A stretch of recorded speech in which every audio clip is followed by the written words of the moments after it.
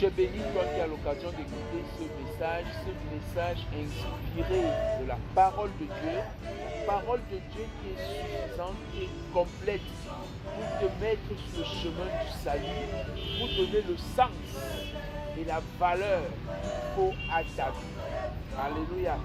Ce message que tu écoutes est intitulé « Quelle heure est-il » Quelle heure est-il? Et il est inspiré de Romains chapitre 13 au verset 11 où nous pouvons lire ceci. D'autant que vous savez en quel temps nous sommes.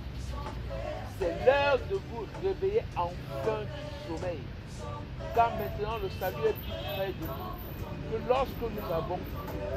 Alléluia, c'est l'heure de vous réveiller enfin du sommeil. Quand on parle de se réveiller signifie se retirer du sommeil, se tirer du sommeil, se ramener, se conduire dans l'activité. Donc tu peux être dans le sommeil parce que tu es devenu inactif. Bien que tu n'aies pas les yeux fermés, tu peux être plongé dans un sommeil, même sur le plan spirituel ou sur le plan professionnel, un sommeil terrible. Et quelle heure est-il? C'est l'heure de vous réveiller. C'est l'heure du réveil. Pendant qu'une nouvelle année commence, après le bilan d'une année passée, il est important de prendre des mesures pour vivre le réveil. Il est important de prendre des mesures pour être actif dans les choses où le Seigneur nous attend, dans les choses où Dieu nous a appelés. Et quand on parle d'activité pour la gloire de Dieu, quelqu'un peut se dire, je ne connais pas ce à quoi je suis appelé. Peut-être tu te dis, je n'ai pas encore entendu ainsi parle l'Éternel. Tu entends une voix spéciale qui va sonner dans ton cœur pour te dire, fais telle ou telle autre chose. Pendant que tu entends parler d'être actif pour la gloire de Dieu, tu peux te demander, mais je ne connais pas ce que je suis appelé à faire. Je voudrais te faire deux rappels importants avant de continuer ce message. Le premier rappel, c'est que Dieu a créé tout homme pour qu'il l'adore.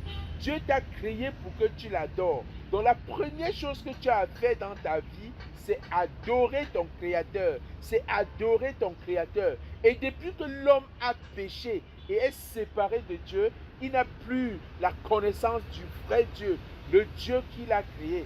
Alors, il est donc nécessaire pour toi que tu te poses la question de savoir, est-ce que pendant cette année qui commence, je suis dans les dispositions pour adorer, pour être actif dans l'adoration, c'est-à-dire faire de ma vie un parfum d'odeur agréable à Dieu, à celui qui m'a créé.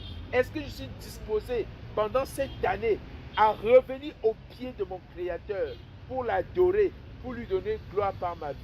Tu ne peux pas le faire si tu ne rencontres pas Jésus, le Sauveur.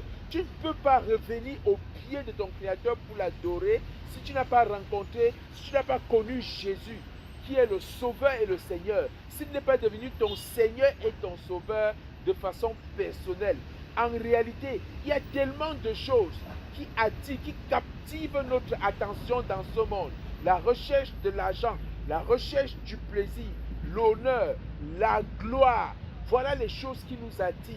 Voilà les choses qui nous détournent de Dieu. De sorte que si nous ne sommes pas restaurés dans notre relation avec Dieu, si nous ne sommes pas restaurés dans notre intimité avec Dieu, il sera impossible pour nous d'être valablement actifs, d'être des adorateurs, d'être des personnes qui vivent pour la raison pour laquelle elles ont été créées. Tu as été créé pour adorer ton Créateur. Donne tous le sens à ta vie en revenant à Dieu, en faisant de Jésus ton Sauveur et ton Seigneur. La deuxième chose importante, c'est que quand tu es sauvé, Dieu t'appelle des ténèbres à son admirable lumière. C'est pour accomplir les œuvres qu'il a préparées déjà à l'avance. Donc tu n'as rien à créer. Dieu a déjà préparé les œuvres que tu vas accomplir. Il suffit donc que tu sois soumis au Saint-Esprit, que tu sois soumis au Saint-Esprit pour être conduit dans les choses auxquelles le Seigneur t'a appelé. Tu es appelé à être actif, à sortir du sommeil. C'est l'heure de sortir du sommeil. C'est l'heure de sortir de l'inactivité. C'est l'heure d'être actif pour la gloire de Dieu. Et quand je te parle d'activité, je vais te donner trois choses, trois motivations 3 sources qui peuvent te permettre de prendre les initiatives pour la gloire de Dieu, pour la gloire de ton Créateur, pour la gloire de ton Sauveur. La première source de motivation nous vient de Luc chapitre 1. Et nous allons le lire, les versets 1 à 4. Puisque plusieurs ont entrepris de composer un récit des événements qui se sont accomplis parmi nous, tels que nous les ont transmis ceux qui, dès le commencement, en ont été les témoins oculaires et qui sont devenus serviteurs de la parole, il m'a semblé bon, à moi aussi, après avoir tout recherché exactement depuis les origines, de te l'exposer par écrit d'une manière suivie, excellent Théophile, afin que tu reconnaisses la certitude des enseignements que tu as reçus. Voici une motivation, quelque chose qui a poussé Luc à écrire, à faire des choses pour la gloire de Dieu. Il lui a semblé bon de faire des recherches exactes et d'exposer sur les choses qui concernent la vie de Jésus. C'est ça qui a donné naissance à l'évangile, à l'évangile de Jésus-Christ selon Saint Luc, à l'évangile de Luc. Donc voilà où il a puisé sa motivation. Il lui a semblé bon à lui aussi. Il lui a semblé bon. Tu peux voir des choses autour de toi, des choses qui sont agréables. Tu n'as pas besoin d'attendre un appel particulier, un appel spécial pour pouvoir t'engager, pour pouvoir être actif. Parce que tu as remarqué que c'est bien. Alors, tu peux rapidement te mettre au service du Seigneur. Tu peux prendre des initiatives dans un domaine ou un autre de l'œuvre de Dieu.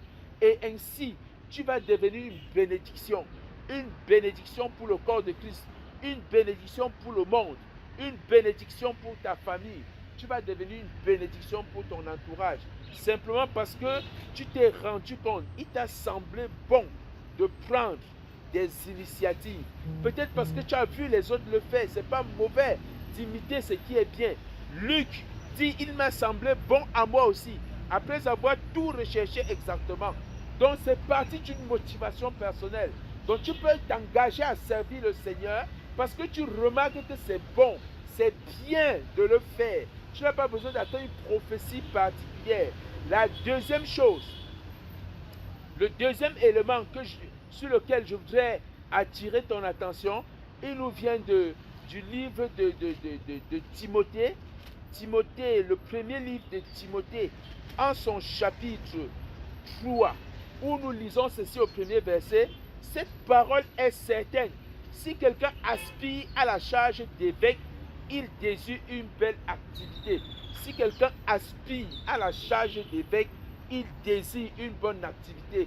Donc tu peux simplement aspirer, tu peux simplement soupirer après des activités, après des choses qui plaisent au Seigneur. Tu peux simplement sentir dans ton cœur le désir de faire les choses pour le Seigneur, les choses agréables à Dieu.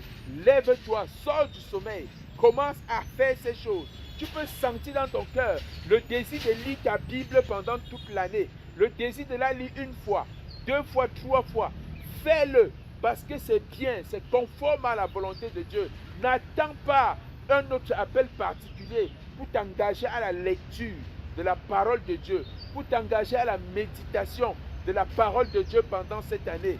Tu regardes des messages WhatsApp sur les statuts des personnes. Tu te rends compte que des personnes lisent 2 chapitres de la Bible par jour, 5, 10 chapitres, 15 chapitres par jour. Mon frère, ma soeur, toi qui m'écoutes, aspire à ces choses.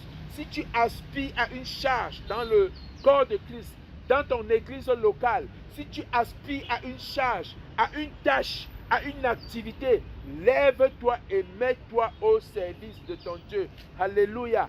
Donc, comme Luc, tu peux juger que c'est bon. Il peut te sembler bon de faire des choses pour le Seigneur. Fais-le. Sors du sommeil. Sors de l'inactivité. Commence à travailler pour ton Dieu. Mène des activités pour la gloire de ton Dieu. Tu aspires à des choses, lève-toi. N'attends plus. Ne doute plus. N'aie plus peur. Brave la peur. Brave la honte. Brave le qu'en dira-t-on. Brave tous ces obstacles et fais les choses auxquelles Dieu t'appelle. Accomplis les œuvres pour lesquelles Dieu t'a appelé des ténèbres à son admirable lumière. La troisième chose, qui peut te motiver à te lever. Ça peut être une prophétie, effectivement. Ça peut être une parole de Dieu qui t'est communiquée. Peut-être par un serviteur de Dieu, par un frère ou une sœur dans le Seigneur. Tu peux entendre une voix qui te dit ainsi parle l'Éternel. Et je t'encourage à te lever dès que tu l'auras entendu. Peut-être que tu l'as même déjà entendu depuis longtemps et tu peines à te lever. Je t'encourage à te lever, à sortir du sommeil. Quelle heure est-il? C'est l'heure de se réveiller. C'est l'heure de sortir du sommeil. C'est l'heure de sortir de l'inactivité. Pose l'action qu'il faut pour que Dieu soit glorifié dans ta vie. Cette action pour toi peut être simplement de te repentir et de mettre Jésus au centre de ta vie. Cette action pour toi qui as accepté Jésus peut être de te lever et accomplir les choses auxquelles Dieu t'appelle depuis longtemps. Peut-être tu simplifies ces choses, mais je voudrais te dire, tu ne mesures pas la portée de cette action, de cette activité que tu vas commencer après avoir suivi ce message. Tu ne mesures pas la portée, la source, la bénédiction que cette activité que tu vas commencer va apporter dans la vie de quelqu'un. Lève-toi, sors du sommeil et commence cette activité. Commence cette chose qui vient dans ton cœur depuis des mois, depuis des années. C'est maintenant, c'est l'heure, c'est maintenant l'heure de se réveiller. Alléluia. C'est l'heure d'agir, c'est l'heure d'être actif pour la gloire de Dieu. Et en parlant d'activité, je voudrais te parler de quelque chose de spécial, quelque chose d'agréable. C'est l'opération jeunesse précieuse. L'opération jeunesse précieuse, c'est une occasion favorable pour prêcher l'évangile du salut en Jésus-Christ à la jeunesse camerounaise, à la jeunesse de ton pays, à la jeunesse de ta région, de ton département, de ta commune, de ta ville, de ton village, de ton quartier, à la jeunesse du lieu où tu te trouves. L'opération jeunesse précieuse, c'est une occasion de dire aux jeunes qu'ils ont besoin de Jésus. C'est une occasion de donner à la jeunesse l'évangile qui est la puissance de Dieu qui libère. La jeunesse est prise en otage, est devenue esclave de la drogue, de la sexualité précoce, esclave de la paresse. La jeunesse est devenue esclave de la vie facile.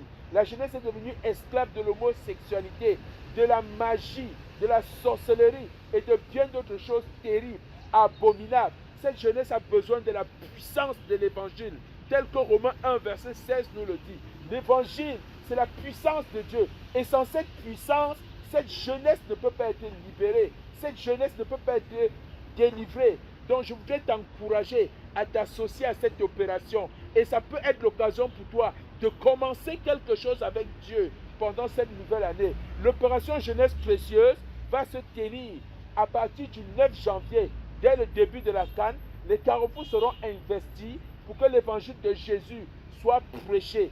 Après la CAN, nous poursuivrons dans la semaine de la jeunesse en proclamant l'évangile dans les campus des instituts supérieurs, dans les universités, dans les campus, autour des campus scolaires. Donc tu es encouragé à intégrer, à t'engager dans cette opération d'une façon ou d'une autre, pour ne pas rester inactif.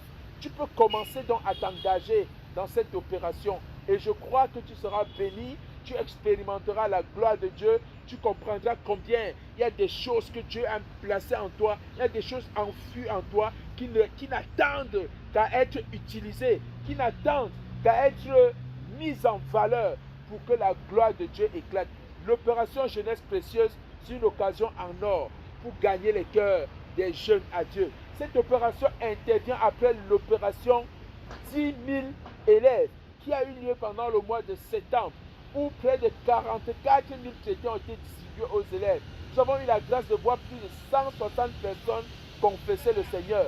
Et cette fois, nous croyons, pour l'opération jeunesse précieuse, que le Seigneur va continuer de se glorifier. C'est l'heure de se réveiller. C'est l'heure de se réveiller. Ne reste pas dans le sommeil. Ne reste pas inactif. Quel que soit le lieu où tu es, tu peux nous contacter et nous te communiquerons clairement la vision, comment est-ce que le Seigneur veut qu'on intervienne, quelle est la stratégie à utiliser et tu deviendras actif, tu seras éveillé, tu seras réveillé pour la gloire de Dieu. Quelle heure est-il? C'est l'heure de vous réveiller. C'est l'heure de sortir de la paresse de l'inactivité. C'est l'heure de mettre Jésus au centre de vos vies. Parce que vous ne savez pas de quoi demain est fait. Ne remettez pas votre engagement avec Dieu à demain. Parce que vous ne savez pas qu'est-ce qui va arriver après que vous aurez écouté ce message. Après que vous aurez refusé de vous engager à suivre le Seigneur. Servez Dieu maintenant. C'est l'heure de se réveiller. C'est l'heure d'être actif pour la gloire de Dieu. Vous pouvez nous contacter pour participer, soit prier, soit contribuer financièrement, soit participer aux sorties sur le terrain pendant l'opération 10 000, pendant l'opération jeunesse précieuse, et vous serez donc un acteur du changement pour la gloire de Dieu dans votre quartier, dans votre ville, autour de vous. Que le Seigneur te bénisse pendant que tu prends la résolution de sortir du sommeil, de te réveiller. Que Dieu te bénisse pendant que tu prends conscience du fait que c'est l'heure de se réveiller. Et pendant que tu prends les dispositions pour être actif, tu es béni. Toi qui t'engages à servir Dieu, toi qui t'engages à mettre Jésus au centre de ta vie, toi qui t'engages à faire de cette année une année de service, une année à la gloire de Dieu. Sois béni au nom puissant de Jésus-Christ de Nazareth. Amen.